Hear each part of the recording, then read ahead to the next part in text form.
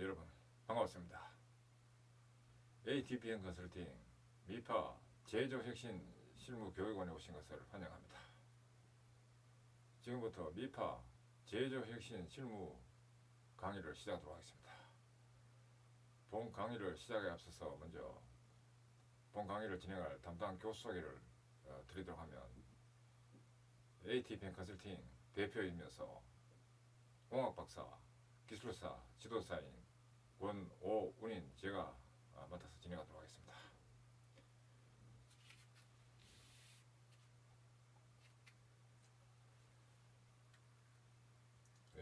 이번 강의는 제조혁신 활동 분석 기법 관련한 고장, 불량 현상의 물리적 해석, PM 분석 실무에 대한 첫 번째 강의가 되겠습니다.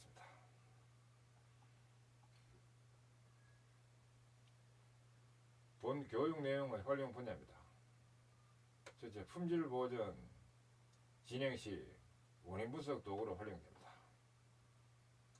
두 번째, 문제의 참원인 도출, PM 분석을 추진하는 실무가 됩니다.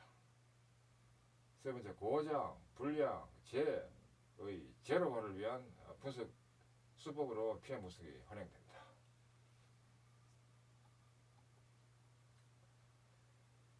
내용 구성 목차입니다. 첫째, PM 분석 관련 기초 개념.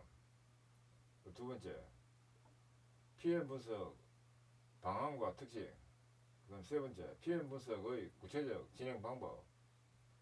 그리고 네 번째, PM 분석 실시 사례로 된 4개로 구성되어 있습니다. 먼저 1항에 PM 분석 관련 기초 개념입니다.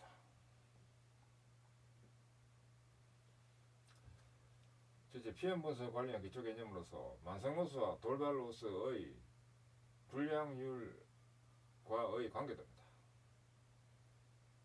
세로축이 불량률이고 가로축은 시간의 경과입니다. 이 불량률로 했는데 고장률로 해도 됩니다. 불량률인 경우에 일정한 불량률 수준에서 계속 발생되는 이런 것을 만성로스로서 만성불량이라 하기도 합니다. 또 이렇게 유지되다가 갑자기 또 불량이 뛰는 이런 형태는 또 돌발로스로서 돌발불량이 됩니다. 이 일정 수준의 높은 불량률을 극한치까지 다운하기 위한 활동이 또 있고, 또 이것을 제로로 하기 위한 활동이 있는 이 3단계로 나눠지는데, 돌발로스가 생기지 않도록 하는 이 문제는 보건적 문제입니다. 원래 수준으로 내리기 위해서 보건적 대책이 필요합니다. 이것이 안 생기도록 하려면 보건적 대책이 필요합니다. 활동은 열화 복원 또는 약정 개선 활동을 통해서 줄일 수 있습니다. 없앨 수 있습니다. 그 다음에 일정 수준 불량률에서 극한치까지 다운하기 위한 이것은 혁신적인 문제입니다. 극한 상태로 내리기 위해서는 혁신적 대책이 필요하고, 이를 위해서 미결함 박멸 PM 분석이 활용됩니다. 극한치에서 제로화하기 위한 이 방안도 역시 이제 PM 분석이 활용됩니다.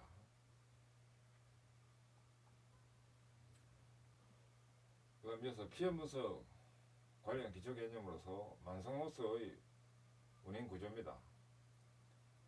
만성로스가 발생하는 운행 구조로서 왼쪽에 있는 것과 오른쪽에 있는 두 가지 형태가 있는데, 왼쪽에는 각각의 발생 원인이 이 분리돼서 일어날 수 있는 이런 것을 보이고 있고, 오른쪽은 발생 원인이 서로 복합적으로 발생될 수 있는 경우의 이 그림이 되겠습니다. 특징으로서 원인은 하나가 되지만 그 원인이 되는 것이 많고, 또 그때마다 바뀌게 되겠습니다. 이 복합 원인에 의해서 발생되고, 또 그 원인의 조합이 그때그때마다 바뀌는 형태가 됩니다. 이 복합 원인이라는 것은 이제 이런 부분이 겹치는 부분, 이런 부분이 이제 복합 원인이 되겠습니다.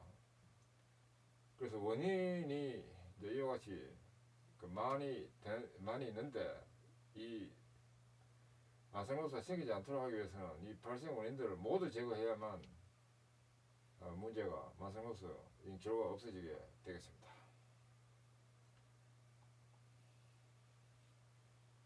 그 다음 두 번째, PM 분석의 방안과 특징입니다. PM 분석의 방안과 특징으로서 먼저 PM 분석이란 무엇인가에 대해서 보도록 할 때, PM 분석이란 중점주의의 약점 커버를 위해서 JRPM의 이 백세 국부, 이걸 일본말로 시로세 군이오 이렇게 그랬습니다. 시로세 군이오, 당시의 상무가 만든 만성로스 제로로의 방안이 PM 분석입니다.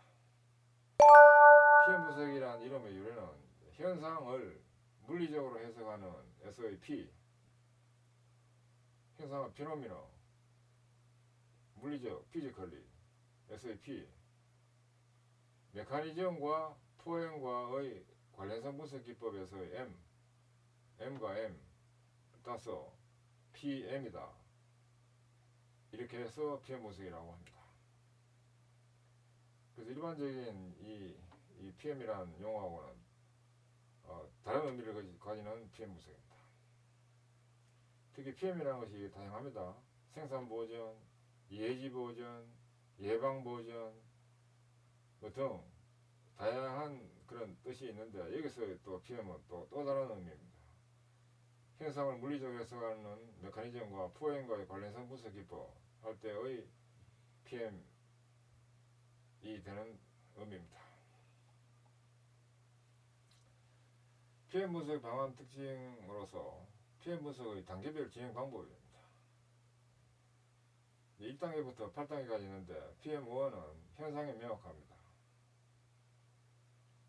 우선 현상을 명확히 하는 것인데, 불합리 현상의 명확함이 층별화를 하도록 하는데, 현상이라는 건 이제 불량 현상 또는 고장 현상이 있을 수 있습니다. 그리고 또 한 개의 불합리 현상에 대해서 PM 분석 2단계부터 진행됩니다. PM2는 물리적 해석입니다. 불합리 현상의 물리적 해석 실시가 됩니다. 우리가 해석할 때 일반적으로 지식과 경험이 없는 경우에는 주먹구구식으로 분석하는 그런 어림짐작 내지는 주먹구구식으로 하는 방식을 택하는 경우가 있는데, 그것이 아니고 여기서 물리적 해석을 해야 된다 하는 겁니다. 방법은 형태가 A와 B의 C가 D하다 형태로 해석합니다. 그 다음에 PM3는 성립한 조건입니다. 물리적 해석, 이것을 성립시키는 조건의 정리입니다. 물리적 해석에서의 이 A, B, C 측면에서 성립하는 조건을 주고, 근데 이것을 좀 이해가 쉽도록 하기 위해서 예를 들어 보면, 우리 길을 가다가 미끄러져서 넘어지는 경우를 예를 들어 보겠습니다. 현상이다 하면 넘어짐 현상, 넘어짐, 물리적 해석, 굳은 밑면과 땅 표면과의 마찰 계수가 작다, 이렇게 해서 A와 B의 C가 D가 형태가 됩니다. 성립하는 조건은 굳은 밑면 불량, 땅 표면 불량, 매개물 불량이 될 때 물리적 현상이, 물리적 해석에서의 이 현상이 이제 일어나게 되겠습니다. 그리고 땅 표면이 불량이라도 넘어짐이 일어날 수 있고, 굳은 밑면이 불량이라도 넘어짐이 일어날 수 있고, 매개물이 불량이라도 넘어짐이 일어날 수 있다, 그런 개념입니다. 이어서 PM4는 이제 포엠 요인의 리스트업입니다. 포엠이라는 것은 맨, 머신, 머티리얼, 메서드를 의미하는데, 이 포엠 1차 요인의 조사를 먼저 하도록 합니다. 이를 위해서 포엠 요인에 대한 모두 조사를 하고 리스트업을 하도록 합니다.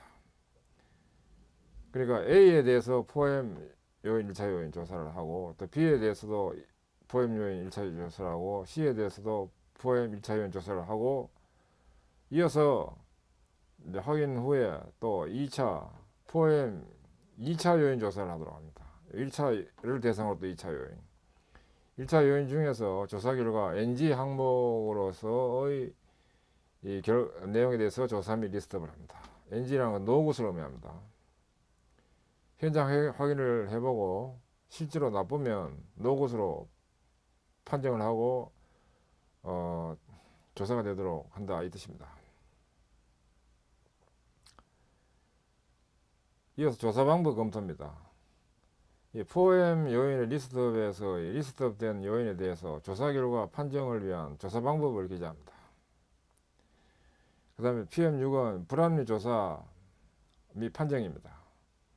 조사 방법에 의하여 불합리 조사 및 판정을 실시합니다. 판정은 오케이, 노 굿 이렇게 할 수도 있고 그 O, X 이렇게 할 수도 있습니다. 그다음 대책 및 개선입니다. 판정 결과 NG로 결과가 나온 것에 대해서는 불합리 대책을 수립하도록 합니다.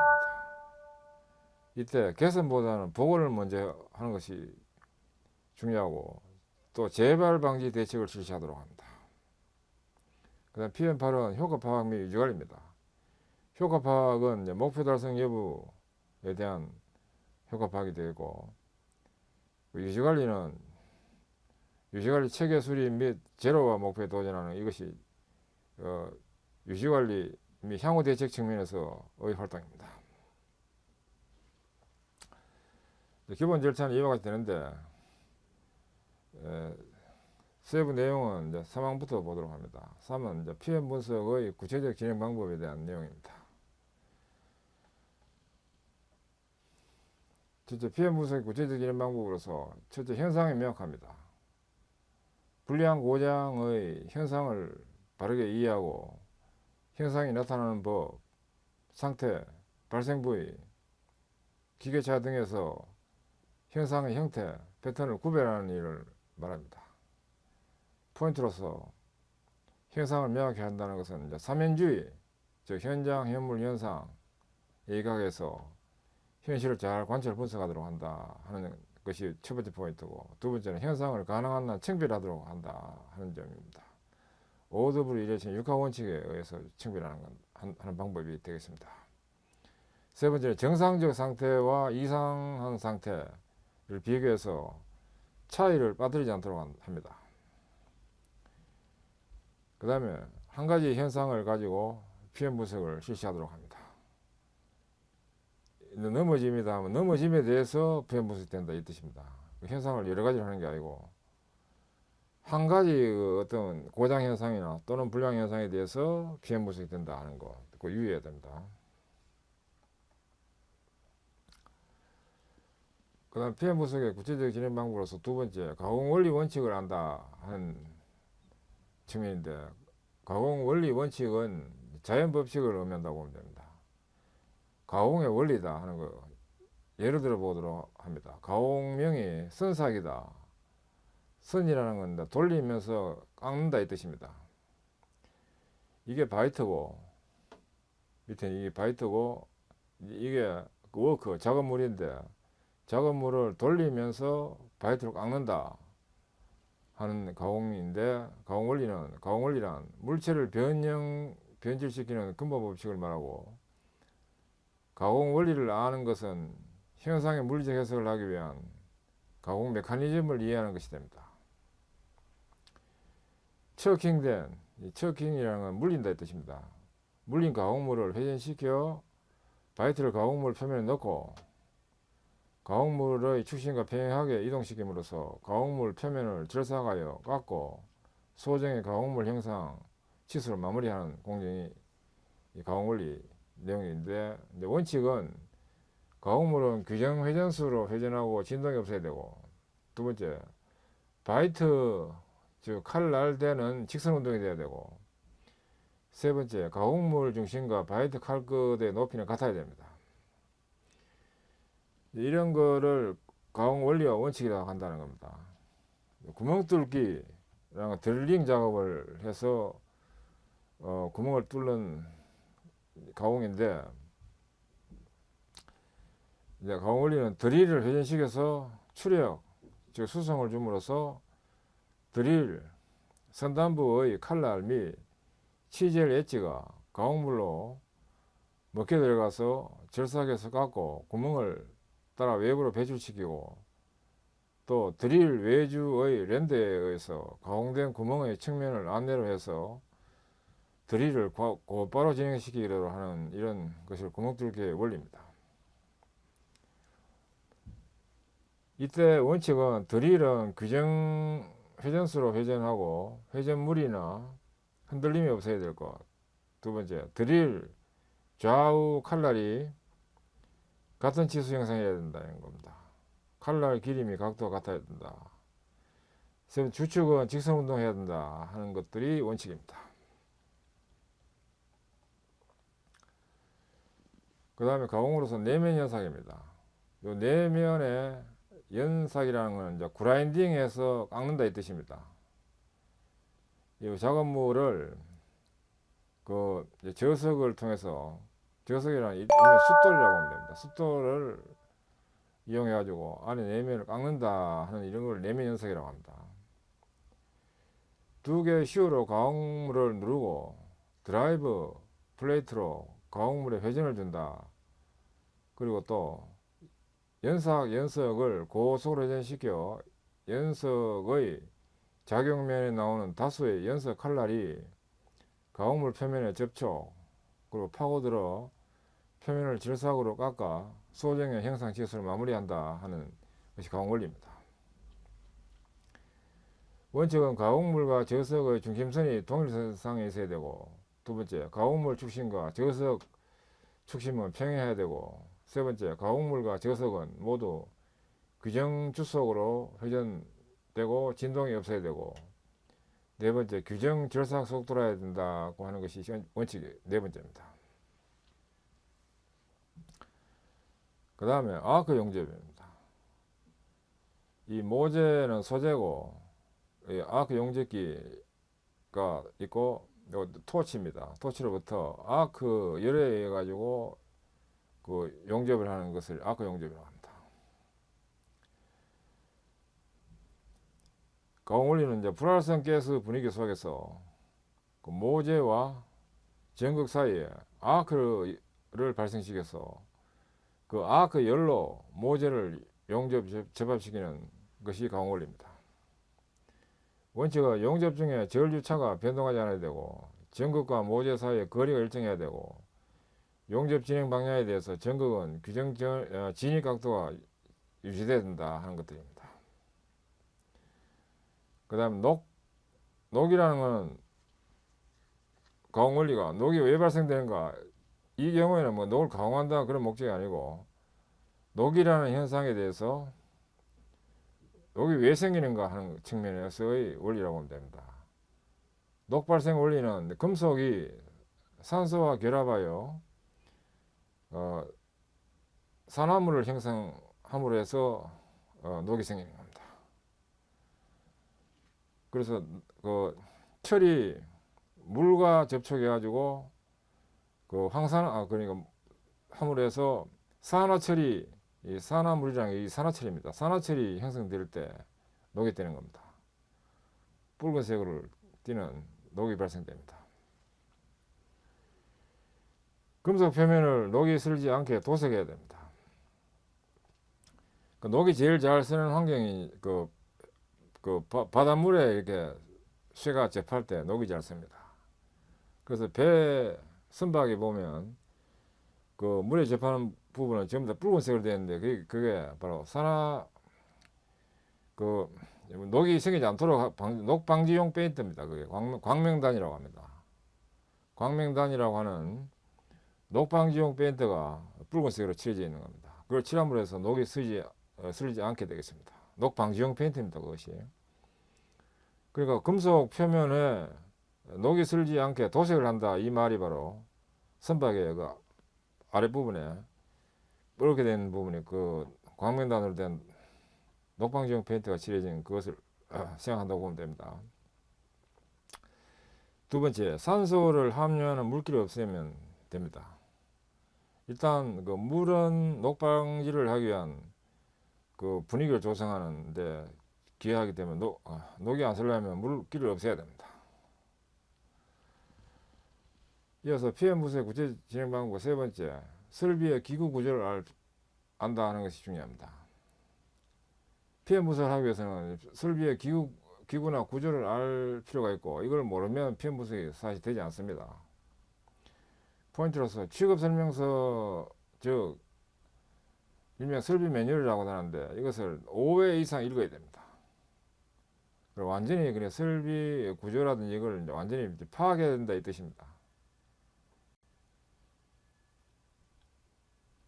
설비 앞에서 자기 손으로 기구도를 그리도록 하고, 다이어그램입니다. 그 다음에 유압 회로도나 전기 회로도, 사이클 선도 등도 조사하도록 하고, 가공 조건, 준비 조건, 조작 방법 등도 조사하도록 합니다.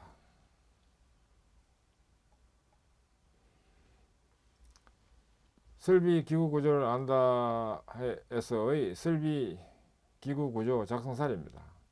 이와 같이 다이어그램 형태로 정리되는 이것을 설비 이제 기구 구조를 이해를 하기 위해서 이제 필요한 내용이고, 이 경우에는 뭐 추측 장치, 절삭 장치, 드레싱 장치, 저석 보정 장치 등으로 해가지고 각 기기와 그 연관관계되는 이런 다이어그램을 통해서 어떤 그 원리를 해가지고 이 가공이 되거나 하는 것을 알 수 있게끔 정리된 이런 거를 설비의 기구 구조 파악을 위한 다이어그램이라고 보면 됩니다.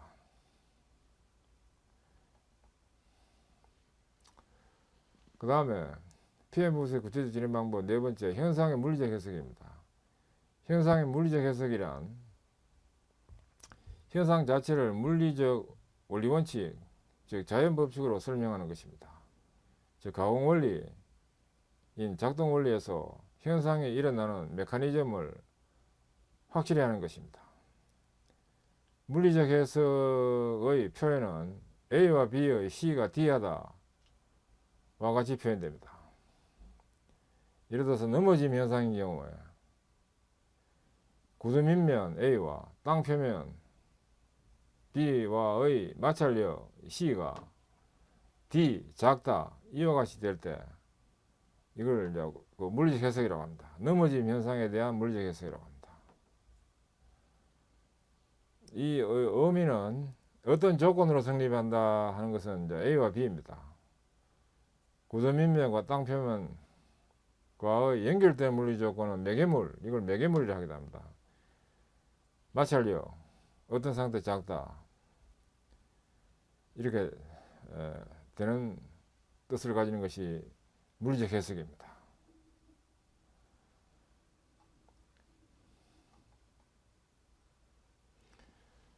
물리적 해석의 추가 사례입니다. 그 미끄럽다, 방금 본 그 넘어짐, 미끄러워서 넘어짐 현상이 있는 경우에 물리적 현상, 물리적 해석은 현상은 어떤 조건으로 성립하는가 하는 건 A와 B인데, 이것은 이제 구두 밑면과 땅 표면과의 마찰력, 이게 C입니다. 어떤 상태하면 이제 D하다, 작다, A와 B의 C가 D하다. 넘어짐 현상에 대한 물리적 해석은 구두 밑면과 땅 표면과의 마찰력이 작다가 됩니다. 그 다음에 이거 이해가 중요합니다. 특히 이제 이거 일반 항목이 이해하기 좀 쉽기 때문에 이거 잘 유용하게 쓸 수 있습니다.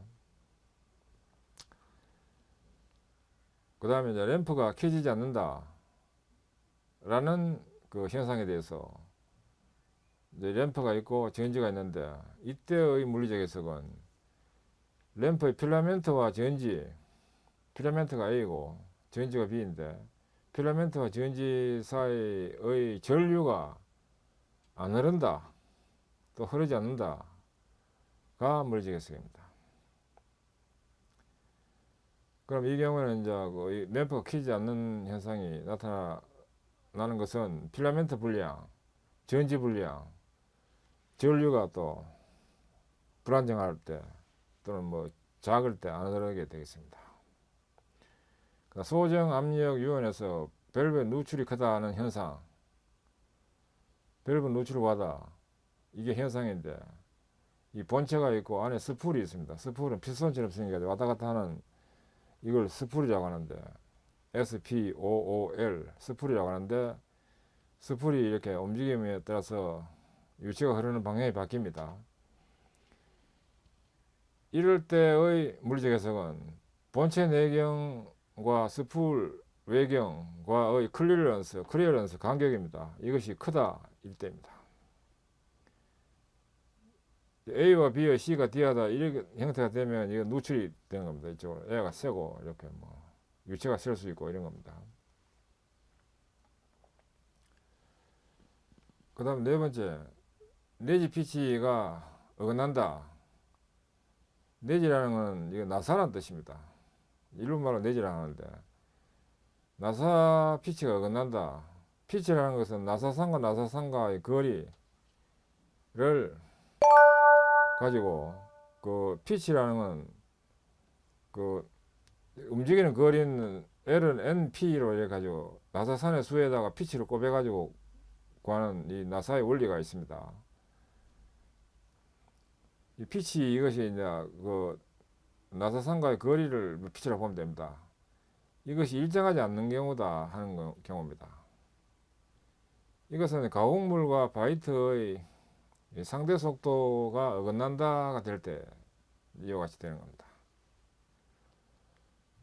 그 다음에 외경 지수가 어긋난다. 요게 바이트고, 이게 바이트입니다. 바이트. 가공물, 워크가 회전하면서 바이트에서 깎인다 하는 모양이 지금 되는데, 외경 치수가 어긋난다라는 현상에 대해서는 물리적 해석이 가공물 회전 중심 이 부분입니다. 가공물 회전 중심과 바이트 칼 것과의 거리 요것이 플러스 마이너스 어긋난다 일 때 외경 치수가 어긋난다고 됩니다.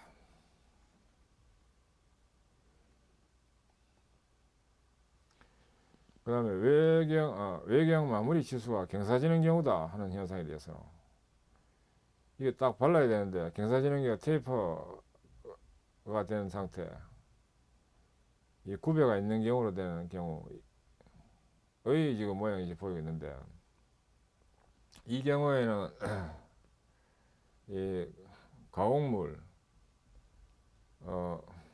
가공물이 이제 이 가공물이 되는데 가공물이 물린다 이 뜻입니다. 여기다가 체역이라는 건 문다 뜻입니다. 바이트를 해서 깎는 형태의 다이그램인데, 외경 마무리 지수가 경사지는 경우로서 이게 경사진다는 뜻입니다.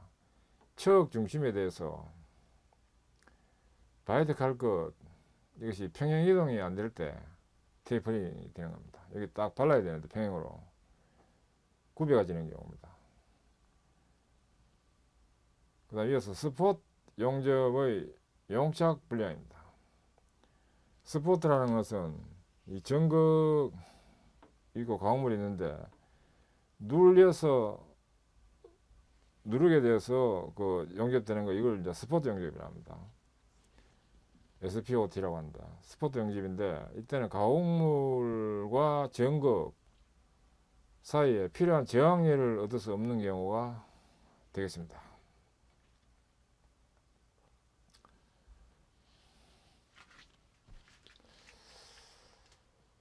예, 지금까지 학습하시는 수고하셨습니다. 감사합니다.